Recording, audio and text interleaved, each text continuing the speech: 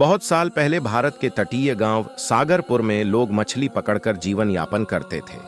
लेकिन समुद्र में एक भूतिया जहाज घूमता था, जिसके बारे में लोग कहते थे कि उसे काली हवेली कहते हैं।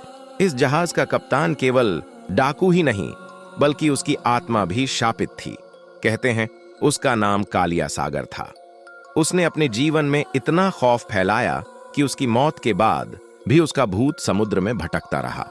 रात के अंधेरे में कोई बिना उस दिशा में जाती तो लहरें अचानक तेज हो जातीं और अजीब आवाजें सुनाई देतीं। एक रात अर्जुन और उसके दोस्त रोहित, संजय और माधव समुद्र में नौकायन कर रहे थे। चांद की रोशनी में उन्होंने देखा कि काली हवेली की परछाई धीरे धीरे उनके सामने आ रही थी। अर्जुन ने डरा नहीं। उसने कहा, हम सच जानने आए हैं, डर के सामने कभी झुकेंगे नहीं। लेकिन जैसे ही वे काली हवेली के पास पहुंचे, जहाज पर लाल आंखें चमक उठीं, हवा में भयानक चीखें गूंजने लगीं। दोस्तों ने देखा कि डाकू का भूत तलवार उठाए उनके सामने खड़ा है।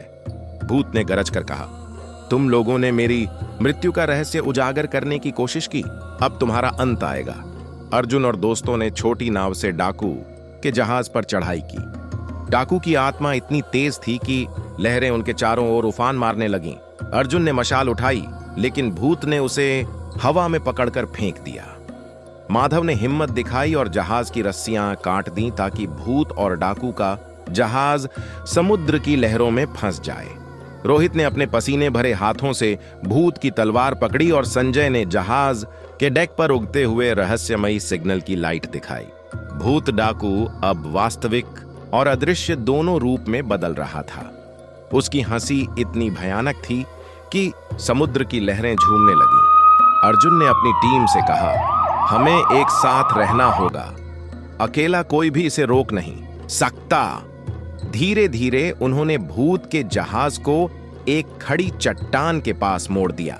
भूत की शक्तियां कमजोर होने लगीं, लेकिन उसने अंतिम बार जोर से चीखा, मैं हमेशा समुद्र में भटकूंगा और डर फैलाऊंगा। अर्जुन ने हिम्मत दिखाई और अपने दोस्तों के साथ मिलकर भूत और डाकू को जहाज से बाहर फेंक दिया। माधव ने जहाज की लंगर रस्सी काटी और रोहित ने जहाज को चट्टानों में फंसा दिया। भूत और डाकू की आत्मा अचानक धुएं और भयानक आवाजों के साथ गायब हो गई। अर्जुन और दोस्त नाव में सुरक्षित लौट आए। गांव के लोग उनके साहस को देखकर हैरान रह गए। उन्होंने कहा, साहस और एकता से भूत और डाकू दोनों को हराया जा सकता है। लेकिन अर्जुन ने चेताया, ध्यान रहे, समुद्र में हमेशा कुछ रहस्य छिपा रहता है।